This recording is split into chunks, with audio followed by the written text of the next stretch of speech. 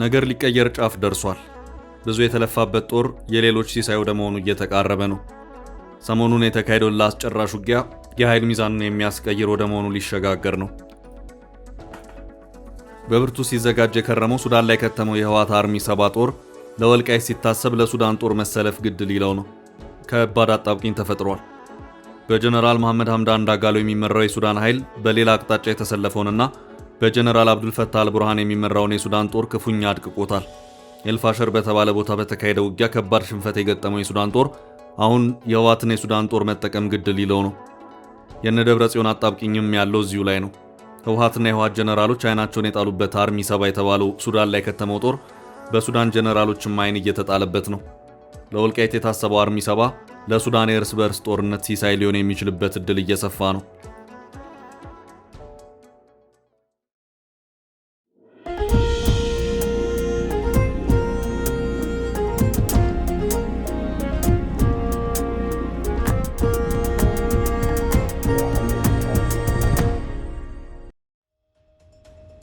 አርሚ 7 የተባለው የህወሓት ጦር ከዚህ ቀደም በሱዳን ጦርነት ውስጥ ከጀነራል አብዱልፈታህ አልቡርሃን ጦር ጎን በመሰለፍ የጀነራል መሐመድ ሐምዳን ዳጋሎን ጦር የወጋ መሆኑን መረጃዎች ሲያመለክቱ ቆይተዋል።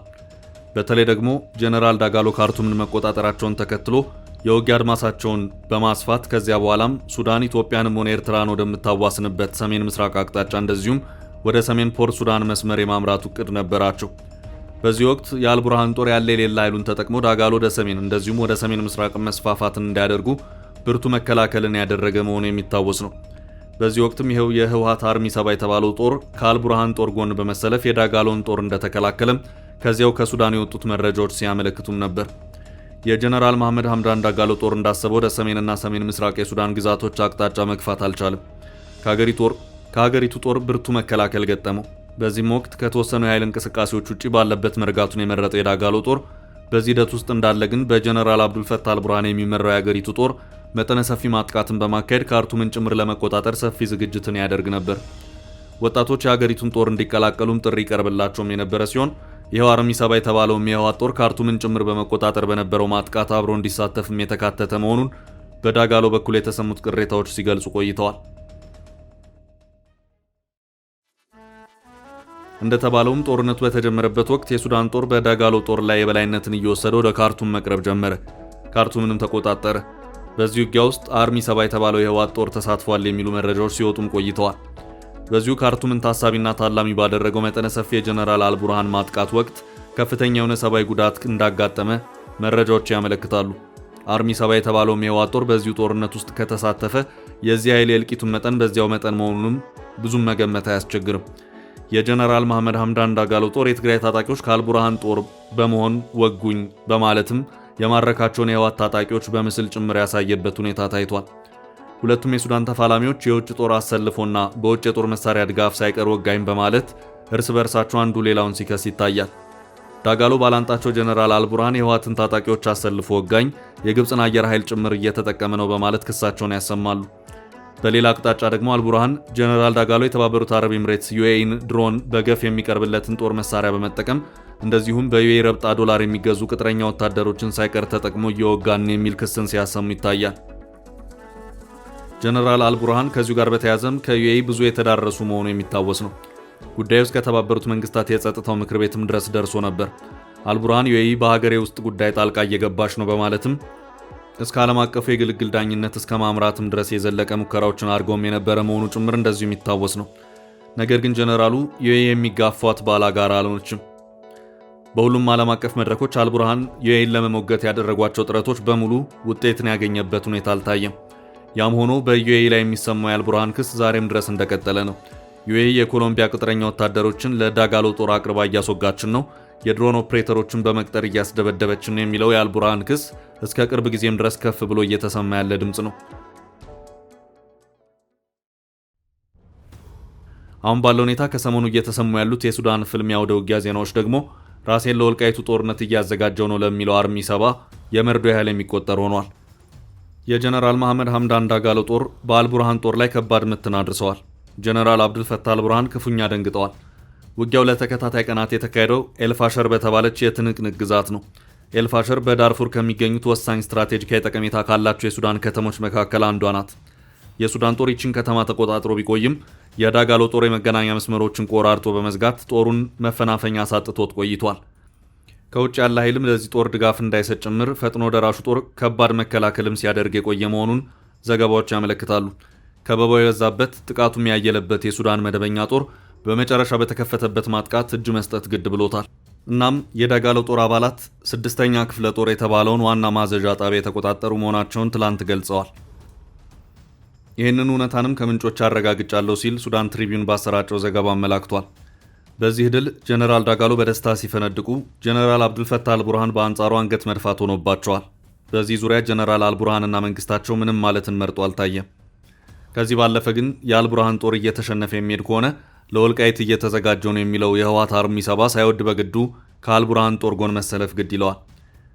አሁን በሱዳን እየተካሄደ ባለው የእርስ በርስ ጦርነት ሁለቱም ተፋላሚዎች የተዋጊ ጥረት እንዳለባቸው ይነገራል። አልቡርሃን ፈጽሞ አግባባይነት በሌለው ሁኔታ አንድን ሀገር ወጋለሁ የሚል ጦር በሱዳን ግዛት ተጠልሎ እንዲደራጅ እያደረጉ ይገኛሉ። እስካሁን ባለው ሁኔታ በዚህ ጉዳይ የኢትዮጵያ መንግስት በግልጽ ያለው ነገር የለም። ሆኖም ከዚህ ቀደም ጠቅላይ ሚኒስትር አብይ አህመድ የጀነራሉ የስደት መቀመጫ ወደ ሆነችው ፖርት ሱዳን አምርተው መክረውም የነበረ መሆኑ የሚታወስ ነው። ከዚህ ባለፈም ጠቅላይ ሚኒስትር አብይ አህመድ የምስራቅ አፍሪካ አማካሪያቸውን አቶ ጌታቸው ረዳን እንደዚሁም የብሔራዊ መረጃና ደህንነት አገልግሎት ዋና ዳይሬክተር አምባሳደር ሬድዋን ሁሴንን ደብዳቤ አስይዘው ወደ ፖርት ሱዳን ልከውም የነበረ መሆኑ የሚታወስ ነው። በእርግጥ እነዚህ ጥረቶች ምን አመጡ የሚለው ጉዳይ አሁንም ግልጽ አይደለም። ሆኖም አሁን ባለው ሁኔታ ሲታይ ግን ጀነራል አብዱልፈታህ አልቡርሃን ቢያንስ የህወሓት አርሚ 7 የተባለው ጦር እሳቸው በሚቆጣጠሩት የሱዳን ግዛት እንዲሰለጥን እያደረጉ ይገኛሉ። ይህ ጦር ሲሰለጥን ስንቅና ትጥቅስ የሚያቀርበው ማን ነው የሚለውን በራሱ ጥያቄ ነው። የህወሓት አመራሮችና የኤርትራ መንግስት አመራሮች በድንበር በቀላሉ የሚገናኙበት ሁኔታ መፈጠሩን የሚያመለክቱ መረጃዎች መውጣት ከጀመሩ ዋላ ድር ብለዋል። ይህ ጉዳይ ቀደም ብሎ በአነፍናፊው አፍሪካ ኢንቴሊጀንስ ዘገባ የተዘገበ ከዚያም በተለያዩ የትግራይ ፖለቲከኞች በተደጋጋሚ እየተሰማ ያለ ጥብቅ ማሳሰቢያ ነው። በቅርቡ ይሄው አርሚ 7 የሚባለው የህወሓት ታጣቂ በሱዳን የእርስ በርስ ጦርነት ያለቀበትን የሰው ኃይል በሚገባ አደራጅቶና ተጨማሪ ወታደራዊ ስልጠናዎችን ወስዶ እየተመረቀና ለአዲስ ወታደራዊ ኦፕሬሽን ራሱን እያዘጋጀ መሆኑም እየተነገረ ይገኛል። የህወሓት ደጋፊ የሆኑ አክቲቪስቶችና የተለያዩ ማህበራዊ ሚዲያዎች የዚህን ጦር ዝግጅት በተመለከተ ተከታታይነት ያላቸው መረጃዎች ሲያሰራጩ ታይተዋል።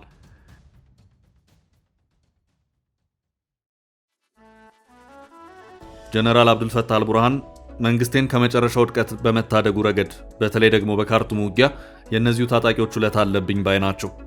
ከዚህ ባለፈም ነገሩ ረዘም ካለ የሱዳን ጎረቤት የሆነችው ግብፅም እጅ ጭምር ሊኖርበት ይችላል። ከትግራይ ለሱዳን ወታደራዊ ስልጠና የሚመለመሉ ወጣቶች ወደ ሱዳን ተጉዘው ይህንኑ አርሚ 7 የተባለውን ጦር እንዲቀላቀሉ በማድረጉም ረገድ ኤርትራ በመተላለፊያ ኮሪደርም ጭምር ልታገለግል የምትችል መሆኑን የሚያመለክቱ መረጃዎች እየወጡ ነው። የትግራይ ወጣት በእንደዚህ አይነቱ ስብስብ ቀጠናዊ ጦርነት ውስጥ በግዳጅ ወደ ሱዳን እንዲሻገር የሚደረግበት ሂደትም አይጠፋም።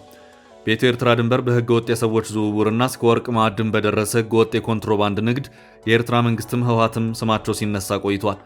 እናም የትግራይ ወጣት በዚሁ ጦርነት አመነበት አላመነበት በግዳጅ በኤርትራ በኩል ወደ ሱዳን መሻገሩ አይቀርም። ህወሓት ወደ ሱዳን ለመሻገር የኤርትራን ግዛት መጠቀም ግድ የሚለው ሱዳንና ትግራይን በድንበር የሚያገናኘው ወልቃይቱን እና ሁመራ በራሱ እጅ ስላልሆነ ነው። የኢትዮጵያ መንግስትም ቢሆን ይችኛዋን የፖለቲካ ቀመር በሚገባ ስለሚያውቃት ህወሓት ከዚህ በኋላ ወደ ወልቃይትና አካባቢው ድርሽ እንዲል ያደርጋል ተብሎ አይታሰብም። ወልቃይት ሁመራ አቅጣጫ ኢትዮጵያ ከኤርትራም እንደዚሁም ከሱዳን ጋር የምትዋሰንባቸው ትራያንጉላር ስትራቴጂክ ቦታ ነው። ህወሓትን ወደዚሁ ስትራቴጂክ ቦታ ማስገባት ማለት በሌላ አቅጣጫ ህወሓት፣ ኤርትራ፣ ሱዳንና ግብጽ በአንድ አቅጣጫ የኃይል አሰላለፍ እንዲተሳሰሩ መፍቀድ ማለት ነው። አሁን ባለው ሁኔታ የኢትዮጵያ መንግስት በ2 ዓመታት የትግራይ ጦርነት ወቅት በትግራይ በኩል ምዕራብ ትግራይ በሚል ወደሚጠራው የወልቃይት ጠገዴና አካባቢ የተፈናቀለው የትግራይ ተወላጆች እንዲመለሱ ጥረቶች መጀመሩን የሚያሳዩ እንቅስቃሴዎች እየታዩ ነው። የጠቅላይ ሚኒስትሩ የምስራቅ አፍሪካ ጉዳዮች አማካሪ አቶ ጌታቸው ረዳ እሁድ ጥቅምት 16 ቀን 2018 ዓ.ም ወደ ሁመራ በማምራት አካባቢውን እያስተዳደሩ በሚገኙት ኮሎኔል ደመቀ ዘውዱ፣ አቶ አሸተ ደምለውና ሌሎች አመራሮች ጋር የመከሩ መሆኑን የሚያመላክት መረጃ ወጥቷል። የዚሁ ውይይት ዋነኛ ጭብጥ የትግራይ ተፈናቃዮች እንዴት ወደ ቀደመ ቀያቸው ይመለሱ የሚለው ነው። በዚህ ዙሪያ የህወሓት አቋም ተፈናቃዮችን ብቻ መመለስ አግባብነት የለውም፣ መንግስታዊ መዋቅሩም እኛም ጭምር መመለስ አለብን የሚል ነው። ቁልፉ የፖለቲካ ጨዋታ ያለውም ነጥብ እዚች ላይ ነው። አሁን ባለው ሁኔታ ህወሓት በኢትዮጵያ መንግስት አይን ህጋዊ አካል አይደለም። ከወራት በፊት የኢትዮጵያ ብሔራዊ ምርጫ ቦርድ የህወሓትን ህጋዊ ሰውነት የሻረ መሆኑ የሚታወስ ነው። በሌላ አቅጣጫ ደግሞ በጀነራል ታደሰ ወረደ የሚመራው የትግራይ ጊዜያዊ አስተዳደር ደግሞ በዶክተር ደብረጽዮን የሚመራውን የህወሓት እቅፍ ድግፍ አድርጎ በመያዝ በየመድረኩ ድጋፎችንም እያሰባሰበለት ይገኛል። ሌላው ቀርቶ ህወሓት ብሔራዊ አንድነት ዘመቻ በሚል ዛሬም ድረስ ባስቀጠለው ህዝባዊ ኮንፈረንስ መድረኮች ላይ የጊዜያዊ አስተዳደሩ ፕሬዝዳንት ሌተናል ጀነራል ታደሰ ወረደ ከደብረጽዮን ጎን ጠፍተው አያውቁም። ከሰሞኑ በደቡባዊ ትግራይ ማይጨው በነበረው በዚሁ ኮንፈረንስ ላይ ጀነራል ታደሰ ከደብረጽዮንና ሞንጆሪኖ ጋር ተሰይመውም ታይተዋል።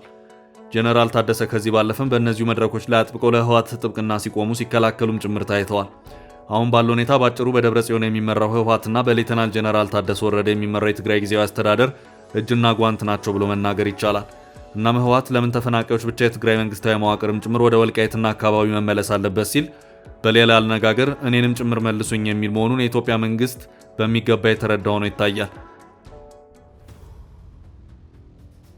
በሌላ አቅጣጫ ደግሞ አሁን በሱዳን ምድር ህወሓት እያጠናከረ ያለው አርሚ 7 የተባለው ጦር ከባድ ችግር እንደሚገጥመው የትላንቱ የጀነራል አብዱልፈታህ አልቡርሃን ጦር ሽንፈት ቁልጭ አድርጎ ያሳየው ሆኗል። ሰውየው የዳጋሎ ጦር አሁን ባለው የማጥቃት መነቃቃትና ወኔ የሚቀጥል ከሆነ ለወልቃይት እየተዘጋጀው ነው እያለ ያለውን ጦር በትነው ከሱዳን መደበኛ ጦር ጋር በመቀላቀል ግባ ግፋ በለው ማለታቸው አይቀሬ ነው። ነገሩ ከራስ በላይ ንፋስ እንደሚሉት ነው። ሁሉም የሚንቀሳቀሰው የራሱን ጥቅም ቀምሮና አስልቶ ነው። ህወሓት ሂሳብ ሰርቶ ሱዳን ገባ። አሁን ደግሞ የሱዳን ወታደራዊ የኃይል ሚዛን ሌላ መልክ መያዝ እየጀመረ ነው። የአርሚ 7 ከባድ ወታደራዊና ፖለቲካዊ ቅርቃርን ብቅ እያለ ያለው እዚህ ጋር ነው። ጀነራሉ ደግሞ ይህንን እንደሚያደርጉ ከዚህ ቀደም ቁልጭ አድርገው አሳይተዋል። በካርቱሙ ትንቅንቅ በዚሁ አርሚ ስር ያሉ በርካታ የትግራይ ተወላጆች ከፍተኛ የእልቂት ጉዳትን እንዳስተናገዱ በዚያው ሰሞን የነበሩት ዘገባዎች ያመለክታሉ። አልቡርሃን አሁን ባለው አካሄድ ሽንፈቶች እየተደጋገሙ ወታደራዊ የኃይል ሚዛን የሚቀየር ከሆነ አርሚ 7 በግዛታቸው ሰልጥኖና ተደራጅቶ ቁጭ እንዲል ይፈልጋሉ ተብሎ አይጠበቅም። የህወሓትም የአርሚ 7 ከባድ ያጣብቅኝ ፈተናም ያለው እዚህ ላይ ነው። ኢሳያስ የሱዳን ጦር እንዳይሸነፍና የወታደር እጥረትም እንዳይገጥመው ከስር ከስር የሱዳን ዜጎችን የሰው ኃይልን እያሰለጠኑ መሆኑ እየተነገረ ነው። ሌላው ቀርቶ የሱዳን ጀቶችም የዳጋሎ ጦር የድሮን ጥቃት ኢላማ እንዳይሆኑ ጭምር በኤርትራ የተደበቁ መሆኑም ሲነገር ከርሟል።